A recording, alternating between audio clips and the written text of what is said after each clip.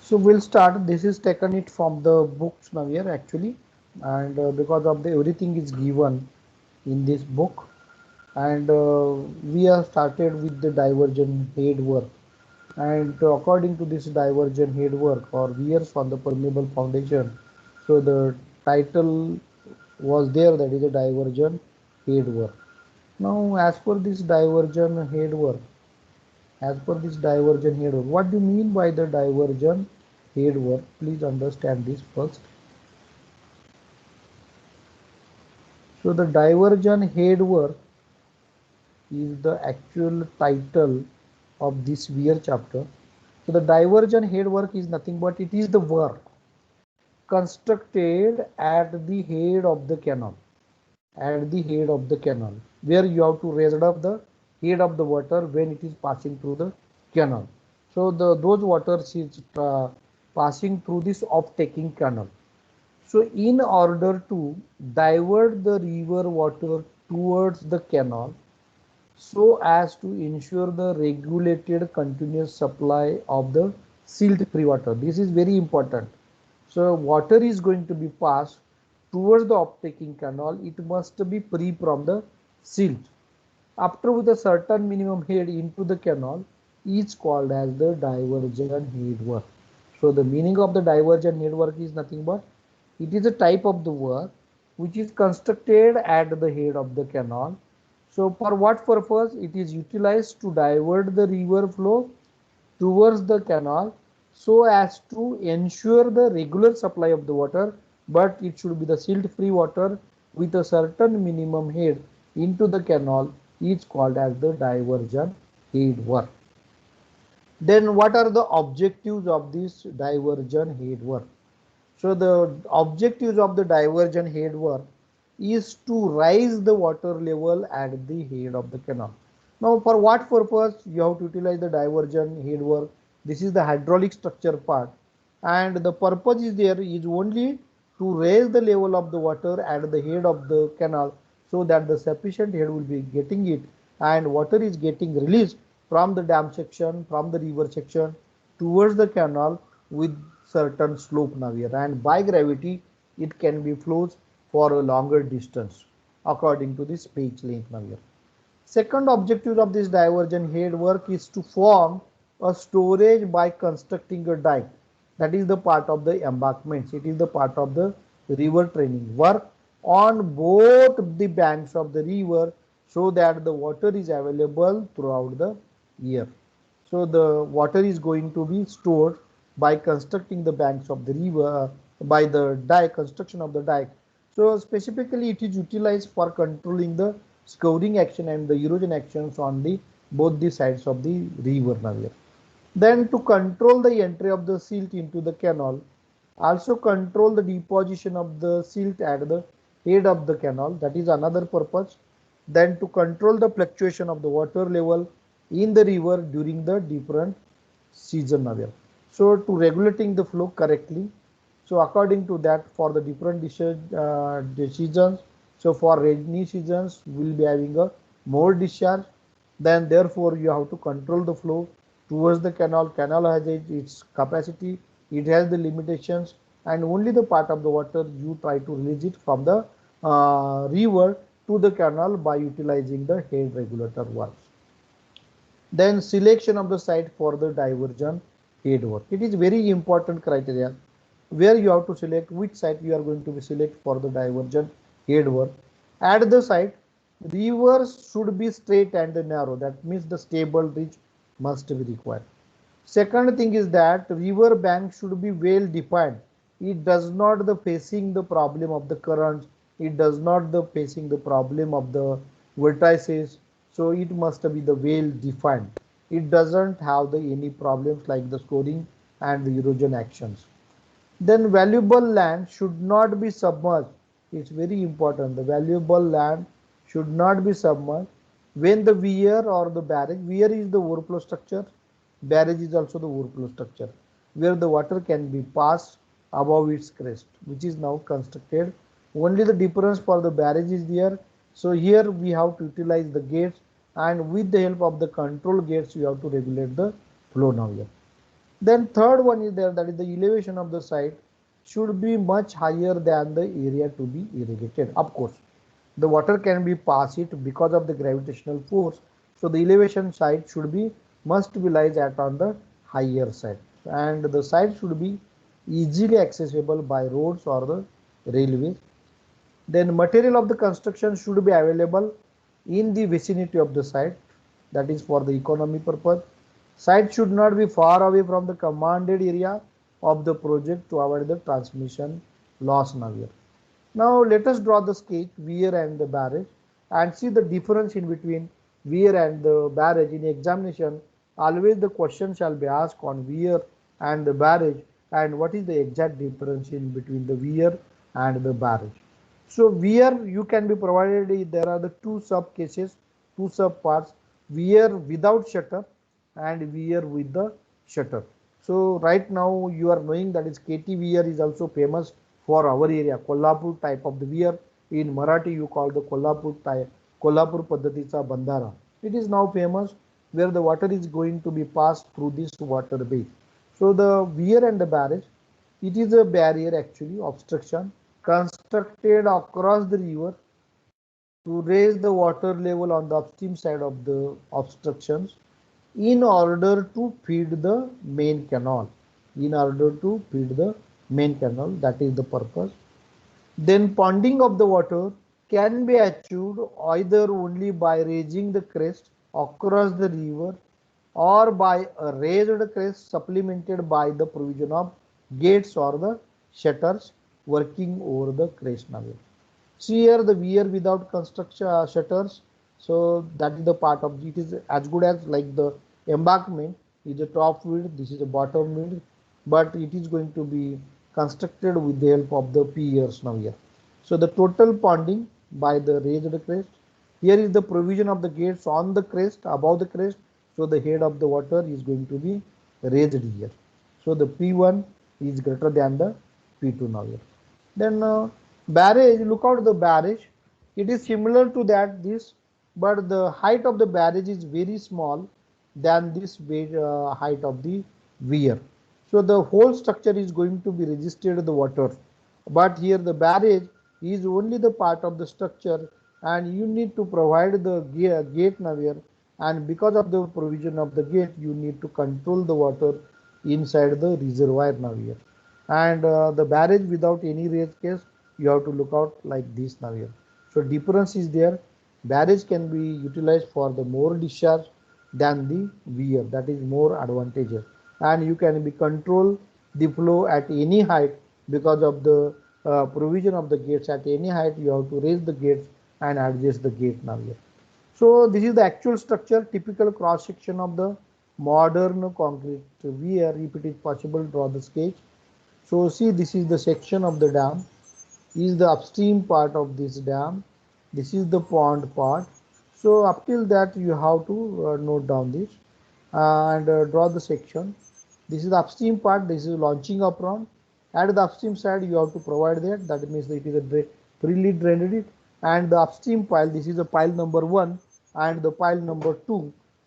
This is the location pile number 1, this is the pile number 2, and you know this is the downstream part of this weir.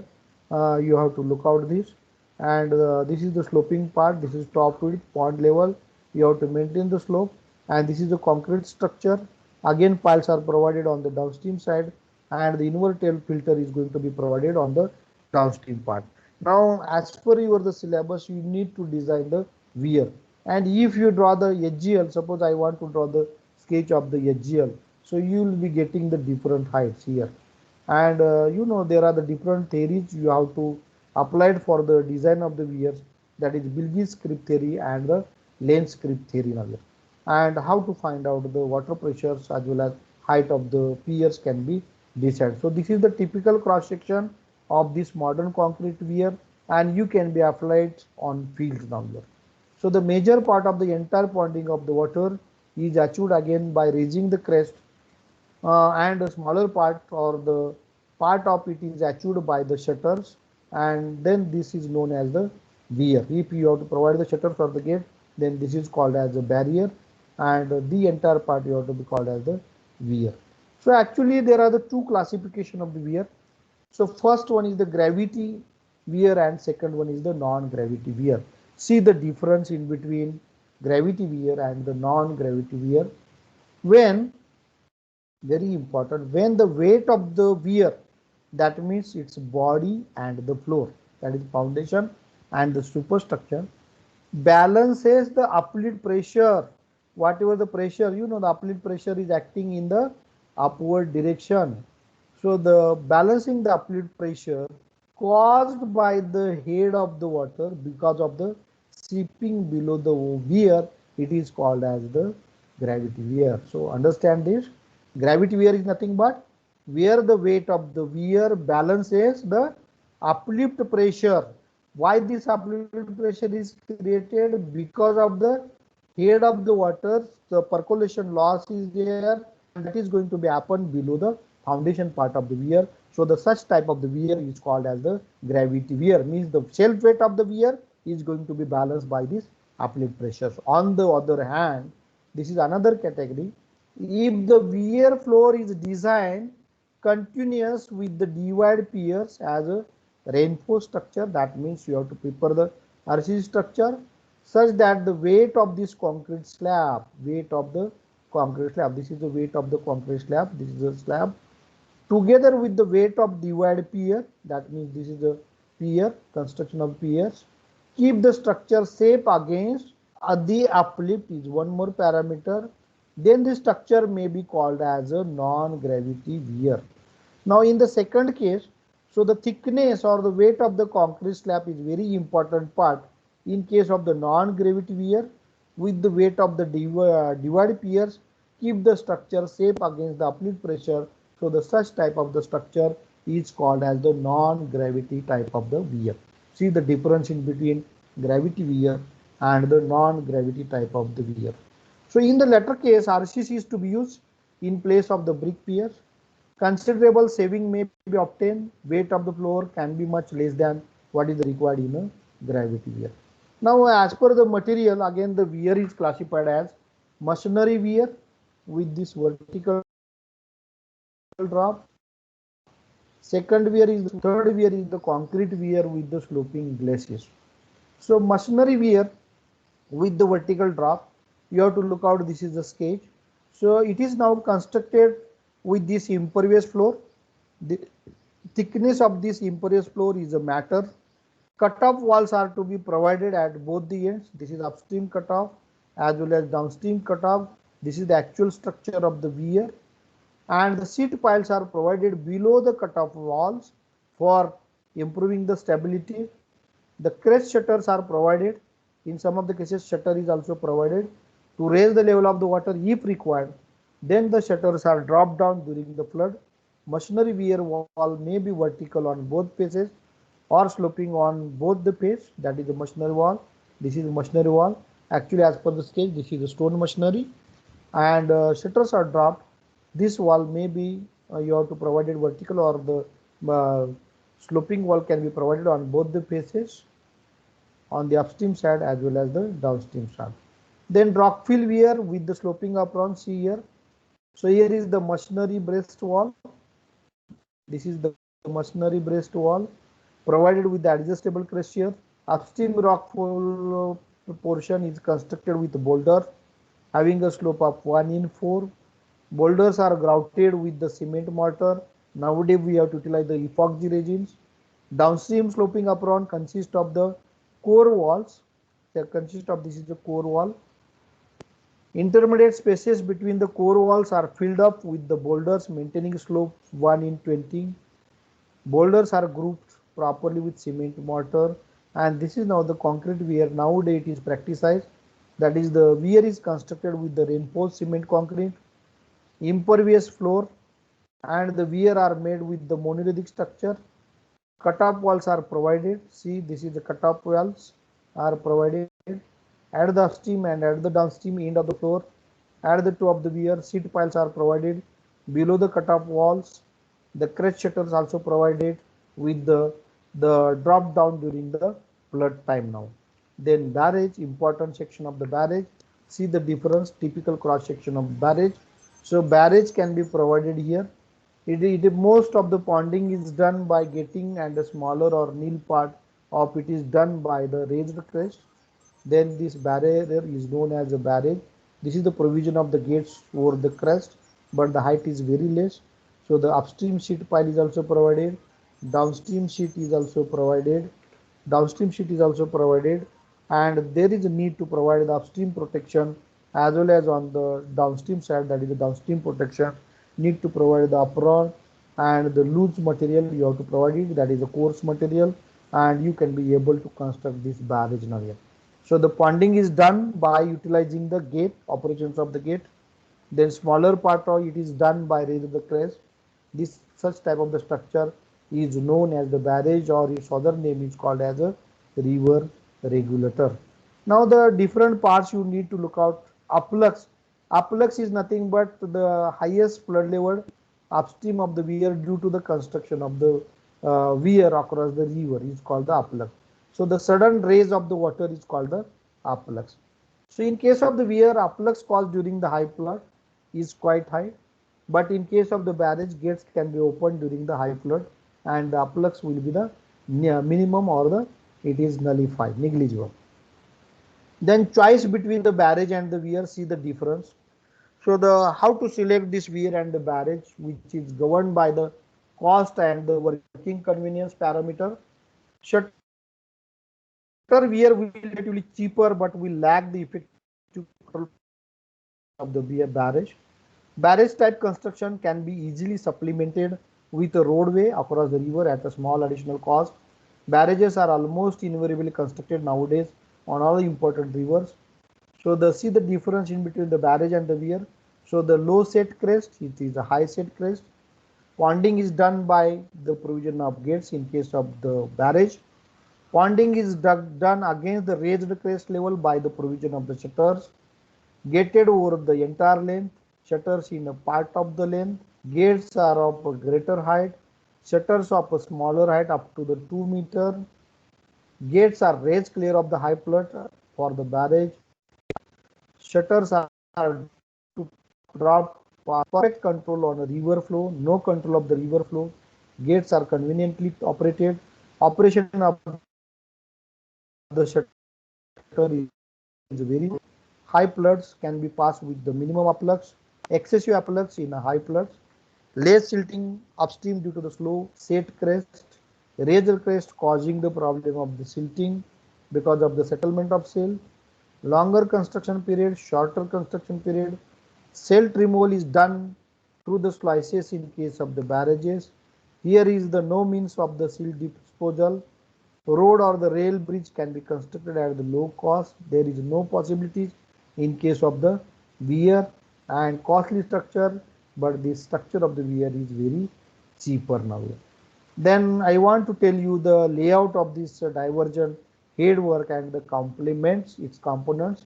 So these are the component parts of this canal head works. Always the question shall be asked, draw a net sketch or draw a net layout for the diversion head works, and try to show its component part. So the typical layout of the canal head work is shown in the following figure. So those headwork consist weir proper, under slices part, divide wall, river turning work, fish ladder, canal head regulator, river turning works, maybe the guide bank, marginal bunds, spurs, etc., shutters and the gates, silt regulation work. So immediately I can show the diagram. See the flow is occurred. This is the upstream side of the river. Then you see across this is a fish ladder is also provided.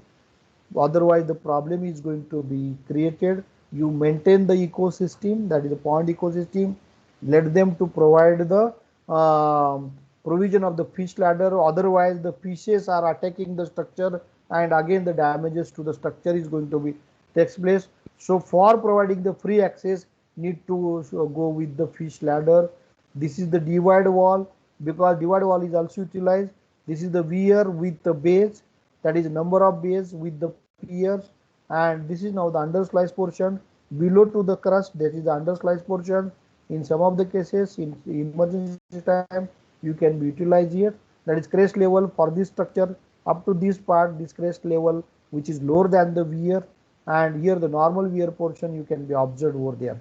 This is the section, and you know the head of the water is raised up here, then immediately water can be passed through this off-taking canal through this canal head regulator. And you need to observe these are the abutments part, and water is directly goes toward the section of the weir or the barrage.